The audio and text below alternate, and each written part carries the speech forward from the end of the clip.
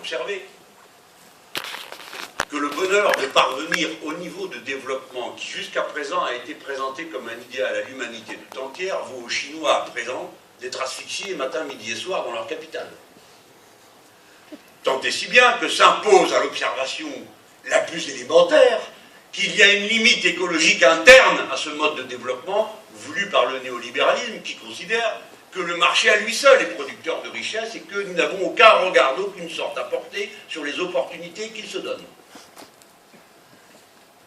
Et que la seule politique qui vaille est la politique de l'offre, celle qui considère que le seul problème que rencontrent nos économies serait le coût du travail, et non pas le coût du capital. Et que, si on réduit le coût du travail, en produisant n'importe quoi, n'importe comment, n'importe où, à la fin, il s'établira une sorte d'équilibre naturel qui fera que tout le monde est content, sera content. Je vous laisse apprécier. Je pense que votre présence dans cette salle est la réponse que vous donnez déjà à cette idée. Une autre idée se présente, celle qui a été portée historiquement par la social-démocratie internationale. Elle a représenté une alternative progressiste que l'on considérait comme plus intéressante que d'autres, dans la mesure où, du fait d'une certaine conception du socialisme, celui qui a été appelé socialisme réel s'est effondré. On a été moins attentif à l'effondrement du projet social-démocrate. Il contient en lui-même sa limitation. Pourquoi? À supposer que je crois à l'énoncé de ce qu'il dit, mais eux-mêmes n'y croient pas. Voici comment il est formulé. Les profits d'aujourd'hui seront les investissements de demain, qui seront les emplois d'après-demain. C'est la règle de M. Helmut Schmidt, social-démocrate allemand. Elle méconnaît totalement la réalité économique de notre époque. Les profits d'aujourd'hui seront les placements financiers de demain qui détruiront les emplois d'hier, d'aujourd'hui et de demain. Voilà quelle est la forme du capital de notre époque. La seconde erreur résulte de l'énoncé même de la stratégie social-démocrate qui se dit réformiste. Cette stratégie dit il faut partager les fruits de la croissance. Écoutez bien cet énoncé. Il est en contradiction absolue avec les exigences de conservation de l'écosystème. Il suppose une expansion permanente de la croissance, qui est une aberration compte tenu des limites physiques de notre monde. Il se doute d'une erreur stratégique. Si l'on ne partage que les fruits de la croissance, cela signifie que l'accumulation antérieure est préservée. Ce n'est pas seulement une aberration du point de vue du partage que l'on pourrait opérer dès maintenant. Je rappelle que jamais mon pays, la France, n'a été aussi riche qu'il l'est en ce moment. Mais surtout, c'est une vision extrêmement étroite de la nature de l'accumulation du capital. Ce n'est pas seulement de la richesse accumulée, c'est un rapport de force sociale accumulé, qui ne touche pas à l'accumulation réalisée antérieurement, ne touche pas à ce rapport de force sociale antérieur. Le capital est un rapport social. J'espère me faire comprendre assez clairement pour montrer que dans la relation de l'écosocialisme à l'ancienne social-démocratie, ce qui est pointé du doigt, c'est la double impasse dans laquelle ce projet est enfermé. Impasse écologique, impasse économique. Ceci posé, voyons comment et pourquoi cette révolution citoyenne que vous êtes en train de vivre s'étendra aux autres pays de la Méditerranée. Et je ne vous parlerai pas du Maghreb, puisque je m'y trouve, et qu'on pourrait dire de mes propos qu'ils sont une incitation à l'émeute. Je vais donc vous parler de l'Europe. Le système européen nous condamne et vous condamne. L'Europe est le premier producteur de richesse du monde. L'Europe est entrée en récession, non du fait de je ne sais quelle turbulence atmosphérique, mais de décisions politiques. Les décisions politiques politiques qui ont consisté à penser que la politique de l'offre étant ce qu'elle est, et la nécessité de préserver les cours de bourse à un niveau suffisant et de préserver la valeur de l'euro à un niveau suffisant pour satisfaire la demande des retraites par capitalisation de 15% de la population allemande, toute l'Europe est condamnée à l'austérité. Cette austérité produit pays après pays une récession, et cette récession vous atteint. Nécessairement, puisque votre premier partenaire économique, c'est l'Europe. Nous avons donc partie liée totalement en matière économique. Je vous adjure d'intervenir auprès de vos autorités pour ne pas signer l'accord dit privilégié de coopération entre l'Union européenne et l'Afrique. On ne signez pas. C'est votre condamnation à la mort lente. C'est un accord totalement déséquilibré qui fait de vous l'arrière-cour de l'Europe pour des productions à bas prix et qui fait de vous l'instrument d'un dumping social et fiscal insupportable pour les travailleurs européens, en même temps qu'il vous humilie et vous mortifiera en désertifiant et en accablant de pauvreté votre société. Vous n'en tirerez rien de bon. Il n'y a rien de bon à attendre d'un système de la concurrence libre et non faussée qui oppose chacun à l'humanité tout entière. Voilà quelle est la vérité de situation. Ceci posé, par quel bout nous prendre les problèmes? Un jour ou l'autre, la question n'est pas posée de savoir si cela se produira, mais quand cela se produira. La chaîne du néolibéralisme va craquer en Europe. Et l'effet domino qui s'est observé en Amérique du Sud, pour les mêmes raisons, se produira dans l'Europe. Et sans doute cela commencera par l'Europe du Sud. C'est-à-dire cet arc de pays qui est directement en face du Maghreb, la Grèce, l'Espagne, l'Italie, le Portugal, la France, où, à quel endroit? Je ne sais pas, mais je suis sûr que ça aura lieu.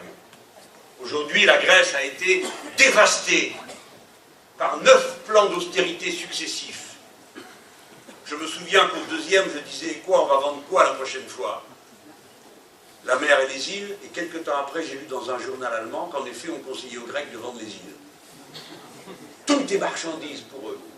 Voici qu'en Grèce, on démonte des voies ferrées, comme on l'a fait en Argentine. Pour quelle raison croyez-vous que la conséquence pourrait être une autre que celle qui s'est déjà observée ailleurs? Que la kleptocratie grecque, celle des prêtres qui ne payent pas d'impôts, des armateurs qui cachent leurs profits, et de cette masse immense d'argent volé au peuple grec et caché dans les banques suisses. Pourquoi croyez-vous que cela sera mieux supporté en Grèce qu'en Tunisie? Nulle part cela n'est supporté quand la misère se répand. Donc la chaîne va lâcher.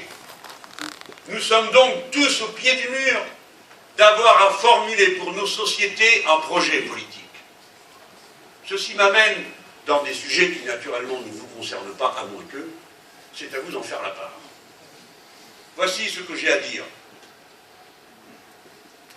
C'est une caractéristique de notre époque que les révolutions de notre temps seront toutes des révolutions citoyennes, c'est-à-dire mettant à l'ordre du jour le contrôle par chacun des affaires de tous, non en fonction de son intérêt personnel, mais de l'intérêt collectif.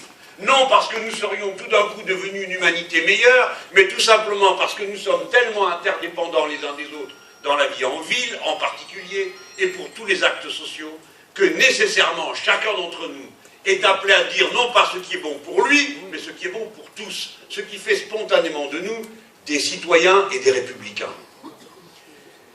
Les révolutions de cette nature ne peuvent être conduites à leur terme que si elles s'appuient sur des stratégies cohérentes et pensées. Je voudrais vous dire que la démocratie n'est pas un projet en soi. Et que par conséquent, le projet démocrate ne suffit pas à constituer une alliance populaire suffisamment profonde pour que la révolution citoyenne puisse l'emporter par les voies démocratiques. Pourquoi? Parce qu'une révolution citoyenne n'a de sens que pour régler les problèmes sociaux que se posent les gens qui entreprennent la révolution elle-même. Il est donc vain, je le dis étant comme vous tous un être éduqué, de littérature, de culture, et me contentant de l'amour des autres pour tout potage.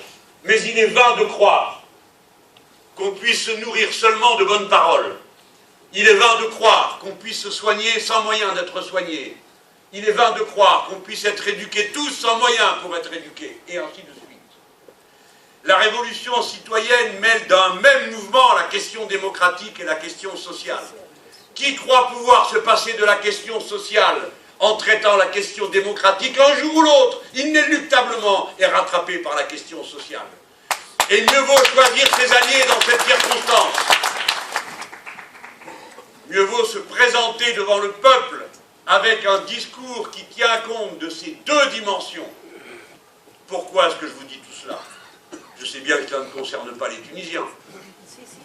Cela ne nous concerne que nous, pauvres Français, à qui on oppose la fumée de je ne sais quel front républicain pour faire échec à un front national que les mêmes entretiennent matin, midi et soir, en créant une frustration sociale généralisée, en abandonnant le pays au pillage et en laissant faire tous ceux qui veulent faire ce qu'ils veulent, du moment que c'est au nom du marché.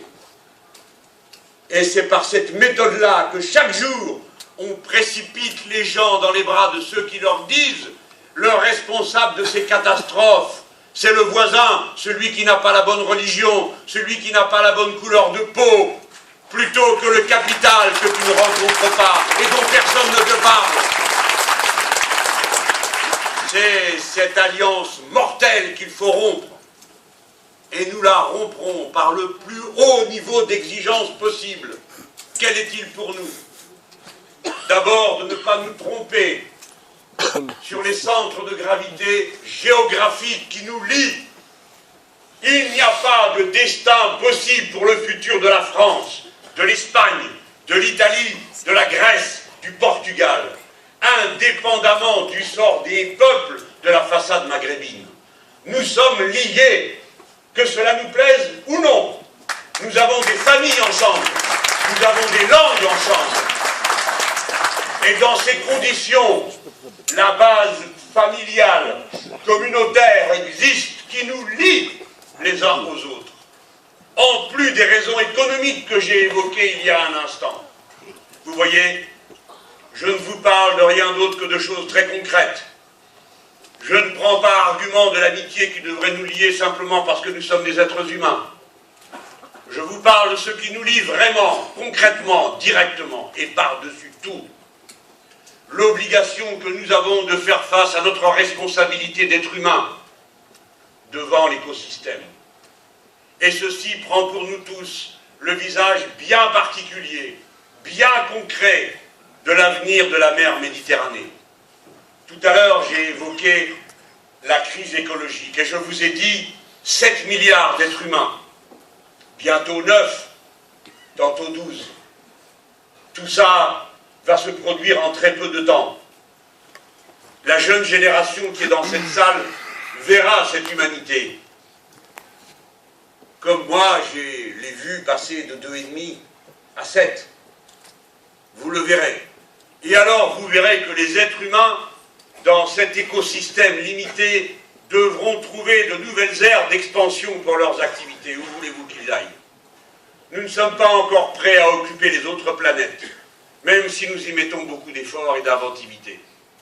Le premier espace d'expansion de l'humanité, il est devant lui. Il recouvre 70% de la surface du globe. C'est la mer et les océans, dont l'essentiel est moins connu que la planète Mars, où se trouve l'essentiel de la biodiversité de la planète, dont l'essentiel des grands fonds est inconnu, où peuvent se dérouler de nouvelles formes de mise au service du développement humain de la nature. Mais il faudra cette fois-ci que ce soit une maîtrise raisonnée, responsable écologiquement, car après cela, il n'y aura plus d'aire d'expansion du tout. Voilà pourquoi nous pouvons formuler la nouvelle doctrine progressiste en des termes nouveaux. Voici le résumé que je vous en propose, c'est celui de l'écosocialisme. Premièrement, Il n'y a qu'un seul écosystème compatible